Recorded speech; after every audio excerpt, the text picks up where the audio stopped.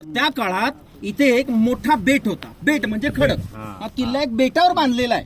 आणि किल्ला बनवण्याच्या अगोदर इथे काही मासे मारणारे कोळी लोकांची वस्ती होती. आणि त्या काळात त्यांचा पण एक मुख्य होता ज्याचं नाव होता राजाराम पाटील. आणि जे राजाने हा किल्ला बांधला हे राजाचं नाव सिद्धी जोहर.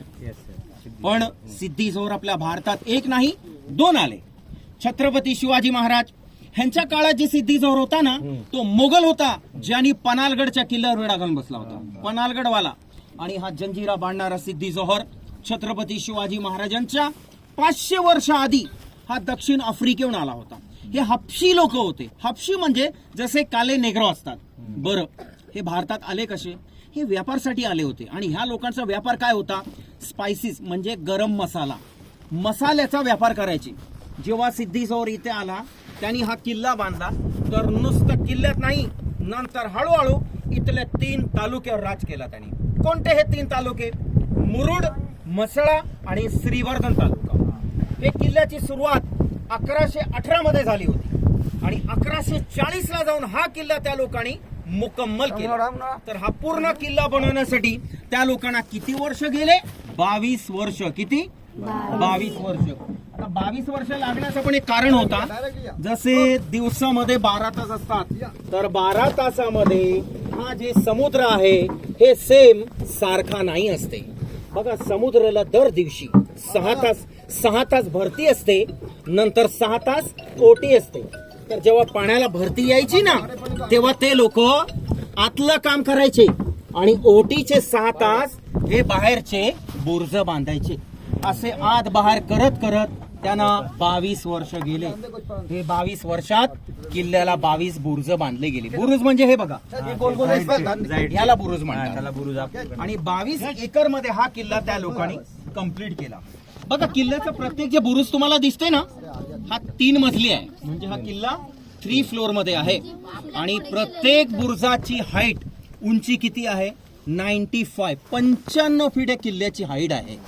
आता 50-60 वर्षापूर्वीची गोष्ट आहे. हे जंजिरा किल्ल्यामध्ये एक मोठा गाव होता. गाव 500 घरांची वस्ती होती या किल्ल्यामध्ये. आता तुम्ही आत गेले ना ते लोकांचे जुने घर तुम्हाला बघायला भेटतील. 2 समाजचे लोक या किल्ल्यामध्ये राहत होते, हिंदू आणि मुस्लिम. तर या किल्ल्यामध्ये एक मस्जिद होती. हे किल्ल्यात एक मोठा गणपतीचा मंदिर होता आतमध्ये. मुलांसाठी 4थी पर्यंत शाळा पण होती या किल्ल्यामध्ये. बाजारपेठ, आयुर्वेदिक हॉस्पिटल म्हणजे एक गावच होता आतमध्ये. पण आता सध्या कोणी लोक आतमध्ये राहतात नाही. सर्व लोक किल्ला सोडून गेले, सगळे निघून गेले. का गेले बरं? कोणी त्या लोकांना जबरदस्ती बाहेर काढलं नाही. मेन इकडचा राजा गेला. तरी पण सिद्धी लोकांनी ह्या किल्ल्यावर 1140 पासून 1947 पर्यंत ह्यांच्या इथे पिढ्या चालले. 47 जेव्हा आपला भारत देश स्वतंत्र झाला तेव्हा जंजिराचा शेवट राजा होता ज्याचं नाव सिद्धी अहमद. तो स्वतः इकडनं आपला राज्य सोडून गेला. तो स्वतः निघून गेला कारण की लोकशाही झाला. राजा तर गेला निघून. ते आतले लोक कुठे जाणार? ते लोक कुठेही नाही गेले. ते लोक आतच होते. पण लोकांना आतमध्ये प्रॉब्लेम असा आला, सगळं गाव आतलं जे आहे ते बेरोजगार झाला.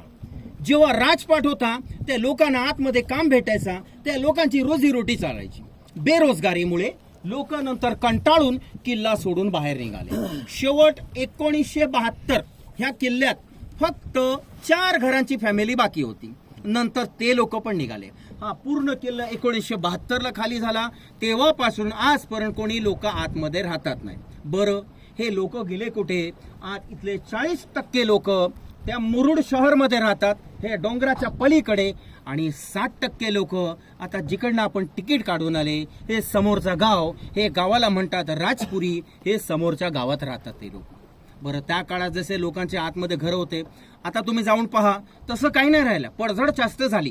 कारण एक आहे, काही लोक जेव्हा किल्ला सोडून बाहेर निघाले जात्यावेळी काही लोकांनी आपले आपले घराचे खिडक्या, दरवाजे, जे लाकडाचे वस्तू होते ना लोकांनी काढून सोबत घेऊन गेले. पण 47च्या आधी हा जंजिरा किल्ला जिंकण्यासाठी बरेच लोकांनी आपला एक जीवतोड प्रयत्न केलेला आहे. जसे की आपले कान्होजी आंग्रे, चिमाजी अप्पा, औरंगजेब, संभाजी महाराज आणि छत्रपती शिवाजी महाराज. बघा, छत्रपती शिवाजी महाराजांनी बरीच लढाई केली, सगळे गड जिंकले होते. फक्त हाच एक किल्ला आहे जंजिरा जे छत्रपती शिवाजी महाराजांना कधी जिंकता न आला. नंतर छत्रपती शिवाजी महाराजांनी असाच पाण्यात एक सेम किल्ला बांधलेला आहे आणि तो जे किल्ला आहे ना ह्याच्यापेक्षा मोठा आहे. तो किल्ला आहे सिंधुदुर्ग, मालवणचा किल्ला. हा जंजिरा 22 एकर मध्ये आहे, सिंधुदुर्ग 40 एकर मध्ये आहे.